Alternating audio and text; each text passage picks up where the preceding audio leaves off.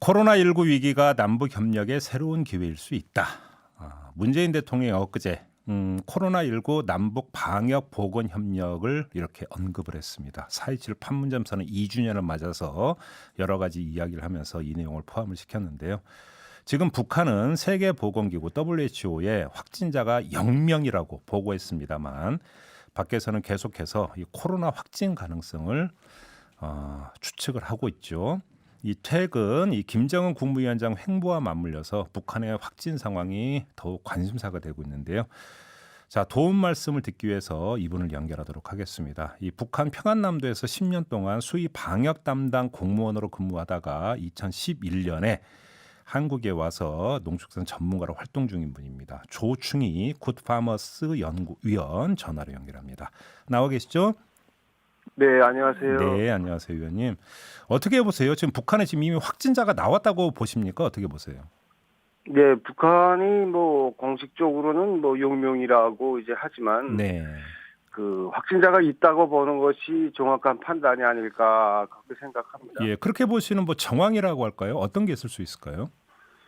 예, 보통 이제 두 가지로 이야기할 수 있는데요. 네, 우선 이제 코로나19에 대한 이제 그 북한 정부의 공식적 대응을 보고 이제 이야기를 할 수 있습니다. 그래서 네, 잘 아시는 것처럼 북한이 이제 그 중국의 우한 지역에서 코로나19가 발생하자마자 음흠. 굉장히 이제 민감하게 이제 반응했거든요. 국경 봉쇄했었잖아요, 그때. 바로. 예, 국경 뭐 항공 다 봉쇄하고 예. 뭐 이렇게 했는데 예, 되게 이제 빨리 그리고 이제 단호하게 대처를 했습니다. 그래서 1월 22일 날 이제 국경 닫고 그 다음에 이제 또 이례적인 게 노동신문 통해서 코로나19 방역의 국가 전망이라는 말을 썼어요. 예. 네, 국가 전망이 달렸다 이렇게 이야기했는데 전망이 달렸다. 예.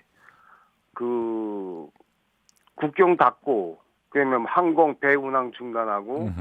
전 국민의 마스크 사용 의무화하고 네, 주민들의 이동 전면 통제하고 예, 또 북한 종국에서 학생들의 개학을 2번이나 연장하겠습니다. 네. 예. 북한이 이제 보통 4월 초에 개학하는데 4월 17일까지 연장했다. 지금 5월 20일까지 또 다시 연장했거든요. 예. 그 다음에 그 노동당 정치국 회의에서 이거 중요 안건으로 또 달렸습니다. 코로나19를. 네, 그 맞아요. 예. 예. 이게 이제 사실 북한의 역사가 한 70년 좀 되는데 이거 전염병 가지고 이렇게 민감하게 반응한 적이 없고요. 정치국 결정으로까지 다룬 사례는 더 없거든요. 예. 예, 이렇게 이제 공식적인 대응을 봐서 분명히 들어왔다. 음흠. 예, 이렇게 이야기할 수 있고요. 그 다음에 북한의 이제 상황들을 보고 이제 이야기할 수 있는데, 네. 이거는 이제 북한이 발표하지 않은 자료지만, 일부 이제 뭐 비공식적인 통로를 통해서 들어오는 자료들인데, 예.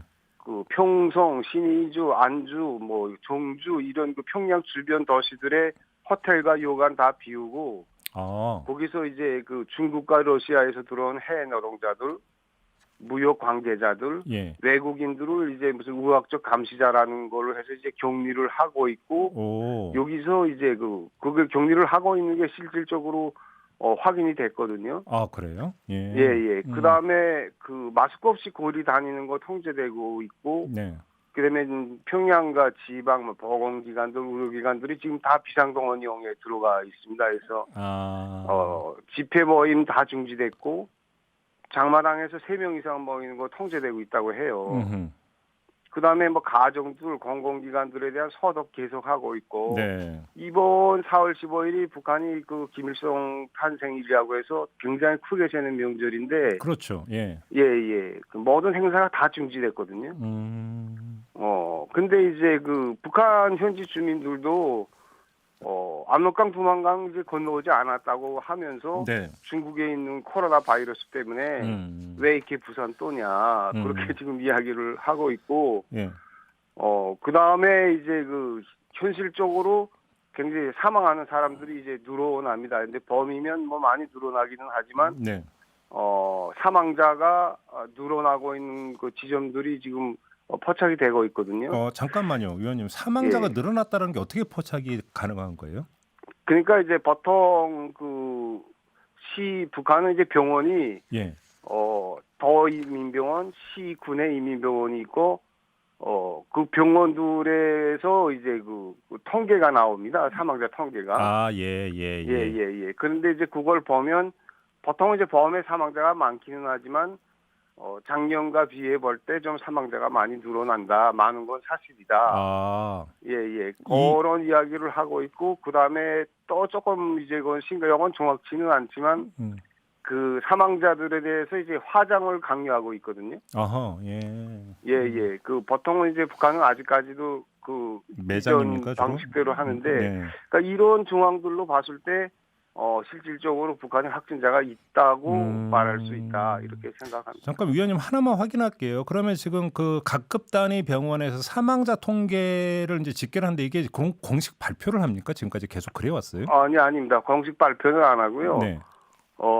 이제 보건기관들에서 매달마다 이제 그 사망자 통계를 내서 인민위원회 통계부에다 계속 사망자 통계 그 숫자가 올라가거든요. 예. 근데 이게 이제 이 숫자가 뭐 별로 이제 국비에 붙이거나 뭐 그렇게 되는 건 아니라서. 그래서 많이 흘러나온다. 조금 이제 관심을 가지면 알 수가 있죠. 예. 지금 뭐 이게 신문이 좀 걸리긴 합니다만 일본의 극우 신문인 산케이 신문이 북한에서 코로나19로 최소 267명이 사망했다 이런 보도를 내놨는데 결국 이것도 그럼 이 연관성 속에서 어떤 그 캐치한 정보라고 봐야 되는 걸까요?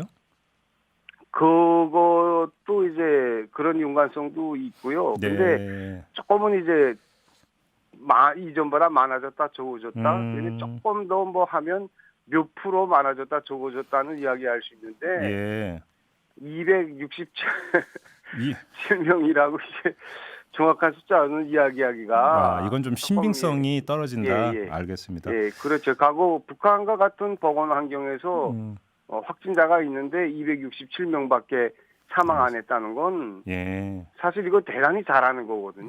예, 알겠습니다. 위원님 그러면 이렇게 한번 여쭤볼게요. 그러면 북한에서 지금 코로나19 확진자가 나왔다고 가정을 하고 자, 그러면 문제는 이제 북한의 의료 체계와 그 현실이 어떤지가 좀 진단이 돼야 되는데 뭐 진단 키트는 말할 것도 없을 것 같고요. 의료 장비라든지 의료 시설, 의료 인력은 지금 어떻게 봐야 되는 겁니까? 저는 이제 그 개인적인 의견이긴 하지만 우려지는 문제가 없다고 생각을 합니다. 그래요? 예, 이제 그 북한이 지난 기간 뭐 해방돼서부터 교육 문제는 신경을 많이 써왔고 그리고 특히 이제 그 북한의 교육 시스템 자체가 계획적으로 양성하는 시스템이거든요. 네. 예, 우리나라는 이제 선택의 자유가 있어서 돈이 되거나 뭐 자기가 가고 싶은 곳에 가니까 한쪽으로 전문가들이 쏠리는 경향이 있는데 북한은 무조건 이제 국가가 이거 너 전공해라 하면 이제 보건이나 뭐 이런 전문가를 양성하기 때문에 그런 것들은 이제 좀 수준의 차이는 있을 수 있지만 얼마든지 동원 가능한 그 인력은 된다고 생각하고요. 그 다음에 그 건물은 있어요. 뭐 건물은 있는데 우마병동 뭐 이런 거 없거든요. 아무래도 이제 뭐 산소 그러면 당장 급한 게 산소 호흡기라든지 아니면 뭐 진단 키트 이런 게 되겠네요. 그렇게 본다면. 그렇죠. 진단 키트, 그다음에 소독제, 방역복, 그다음에 뭐 산소 호흡기, 뭐 치료약 이런 것들이 이제 굉장히 부족하고 우마병동이랑 없어서 지금 뭐 종합병원 지는다고 하는데 근데 건물은 있습니다. 건물은 있는데 이런 것들은 이제 확실하게 그 부족하죠. 그러면 지금 그 문재인 대통령이 그 남북 방역 보건 협력을 이제 강조를 했는데 그러면 그 우리 정부가 이 방역 보건 지원은 반드시 꼭 있어야 된다 이렇게 보시는 겁니까? 사실 그 뭐 남북한이 공동으로 대처하는 것은 필요한 일이라고 생각합니다. 그래서 작년에 아프리카 돼지열병도 그렇고 이번에 코로나19 사태와 같이 이제 전염성 질병 문제는 한반도 전체 문제라고 생각을 하거든요. 그렇죠. 그래서 최근 상황들을 보면 뭐 사람도 그렇고 뭐 가축이나 동물도 그렇고 세균이나 바이러스는 남북 가리지 않고 뭐 그렇죠. 철책 뭐 아무리 촘촘하게 쳐도 안 된다는 게 이제 증명이 되고 있지 않습니까? 그래서 방법의 문제가 중요하다고 저는 생각을 합니다. 그래서 어떤 방법을 하는가, 뭐 정부가 공식적으로 하는 것도 중요하지만 비공식적인 협력도 이제 하는 것도 필요하다고 생각해요. 그래서 뭐 신문에 내고 방송에 떠들고 하는 것도 그렇지만 실제적으로 다양한 채널을 이제 가동시키고 이렇게 해야 된다고 생각합니다. 그래서 알겠습니다. 남도 그렇고 남과 북 다 그렇죠. 당국자들이 뭐 진짜 뭐 자기네가 국민 생각한다면 국가 안보나 건강을 위해서 사실 이념이나 체제 이런 거 뭐 초월해서 이 문제만은 이제 협력하는데 이제 특히 이제 북한이 응해야 되지 않겠나 해서 알겠습니다.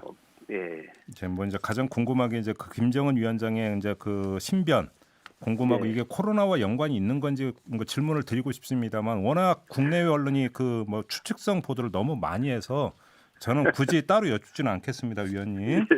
예. 알겠습니다. 자, 도움 말씀 여기까지 듣도록 할게요. 고맙습니다. 예, 감사합니다. 네, 지금까지 조충희 굿파머스 연구위원과 함께했습니다.